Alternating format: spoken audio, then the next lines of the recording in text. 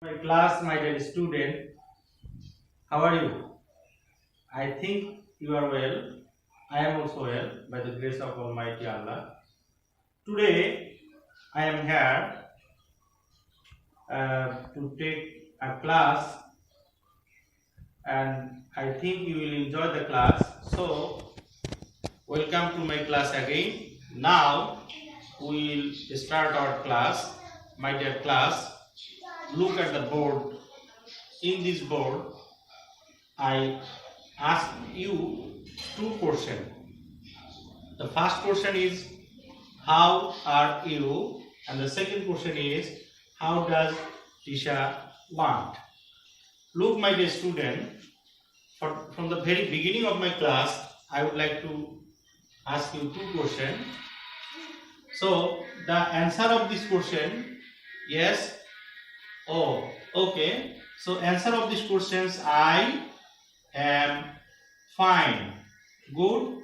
And then, what does Tisha want? Yes, Tisha want. Yes, Tisha wants. Yes, to get a plus. That's good. So, my dear class, here the two words am and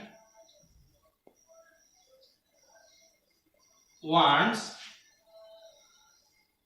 are here am and wants. So what is the parts of speech of these two words, am and wants? Yes, can anyone? Yes, you're right. Am and what wants is a verb.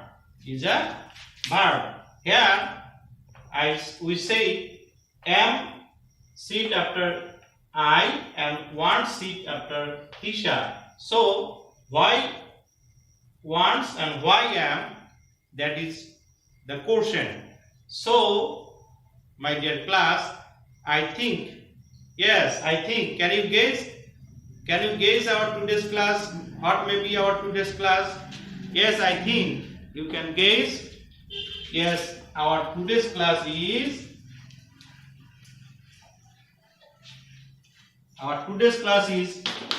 on right form of verb. That's good. So, at the very beginning of my today's session, I would like to say that after my session, you will have the idea, or you can rewrite some passages or some sentences using right form of verb, and you can easily identify the indicators of present simple or present indefinite tense. So let's start. I wrote first questions. How are you? You say, I am fine. I am fine. So why am sit beside I? You know I, yes, you know I is first person and in number it is singular. Yes. And another sentence we wrote, Tisha. Yes, Tisha wants to get a plus. So, why we wrote here wants? Because here Tisha is third person and it is singular. Yes, you are right. So, look at the board, my dear class. Here I is first person and singular and Tisha is third person singular. And for this, we are clear that first person or third person, every singular subject take singular verb. Look, so the structure may be singular subject equal to singular verb. So singular subject, here I is singular and Tisha is singular, so it takes singular verb. So now my question is, why we add once? Why we add s after one? Look here, one is a main verb, so why we add s? Because we have the idea that if the subject is, look at the board, he, she, it, or any singular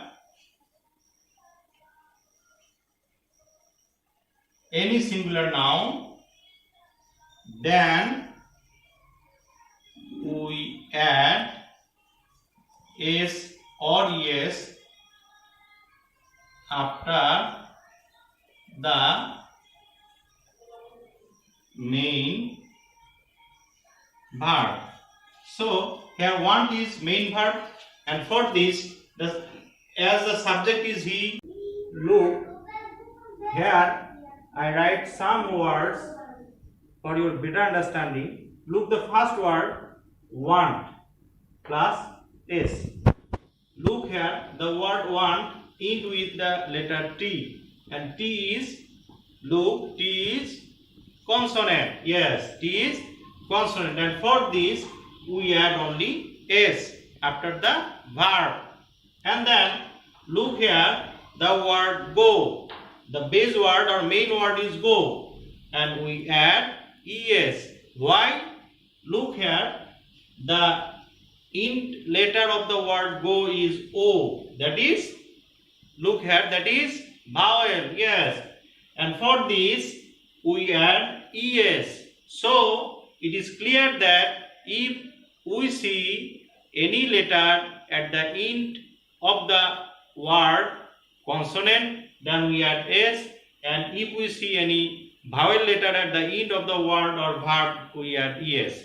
But there is a difference. Look here, I wrote the word play, and the play end with y, that is consonant, we add s. But in some cases we see here the word try, here the last letter is y, and that is consonant, but y convert in I, as before y there is a consonant. So the rules is, if we see any letter y at the end, we have to see that is there any vowel letter before y or consonant letter. If we see any vowel letter, we add s, and if we see any consonant letter, we will convert y first I, then add es. So that is tries. Look here, the another difference here, I wrote here word wish. Look, I wrote, yes, wish, and here wish we add es. So why we add es? Look here, the last letter here consonant, s is consonant, but we add es. Why? Because there is a rules that if we see any letters at the end of the word, that is sh, ch, ish, double s, x, we must add es. So it is clear that after these letter we add es. So that is all about rules 1.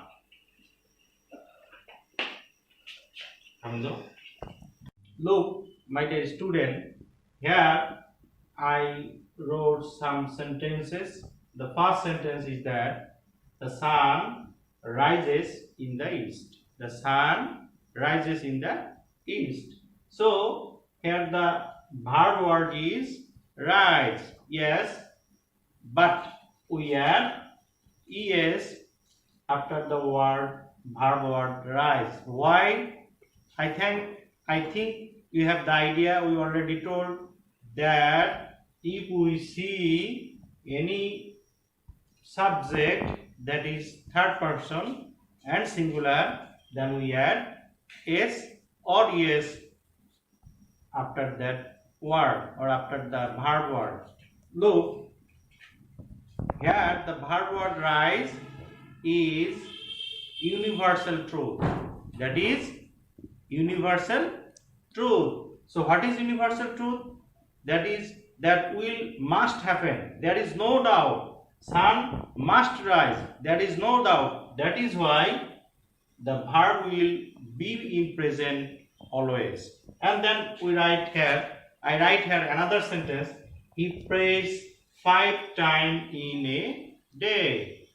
He prays 5 times in a day. Look, we write here, I write here prays. So that is habitual fact.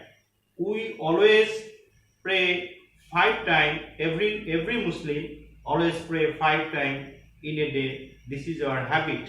So look here, I write here, if we see any sentence that conveys the universal truth or habitual fact, then the verb will be in this sentence in present simple. So what will be the verb? The verb will be am, is, are, have, has, V1 or verb adding with s or yes, and s or yes will add when the subject will be he, she, it or any singular noun. So it is clear that if we see any universal truth or habitual fact, the verb will be in present form, and these verbs may be sit after the subject. Again, my dear student, look, now I write here another sentence, that is Saima reads the Holy Quran every day. Again, Saima reads the Holy Quran every day. Here I mark 2 words, reads and every day. Look, in a sentence, read is verb and every day that is like adjective, but here every day indicates something. What is it? What is it indicates? It indicates tense. It indicates tense. So look here, in a sentence we have got some tense indicators which indicates that yes, my dear student, or yes, you just rewrite the verb on the basis of the indicating words. These indicating words every day indicates that if we see any word in the sentence like indicators which will be the present simple, that this indicator will ensure you or tell you that you rewrite your verb in present simple. Look, here if we see any word like every day, I wrote here many words, I am just reciting it. Look, every time, if you see any word every day, every week, every morning, then you must have to think, or you just think that yes, the verb will be in present form or present simple. Then if you see any word like always, regularly, usually, normally, frequently, once a day, once a week, once a month, or once a year, then you put or rewrite the verb on the basis of present simple or present tense. And then if you see any word like rarely, daily, on any day, on Sunday, on Monday, on Thursday, on Tuesday, like this, if you see any word like this in the sentence, so then you think that the verb will be in present form. And another word I wrote here, that often, seldom, twice, whenever, never, in summer, occasionally, sometimes, generally, etc. Like these words, if you see any word like this in the sentence, then you change your verb in the present form.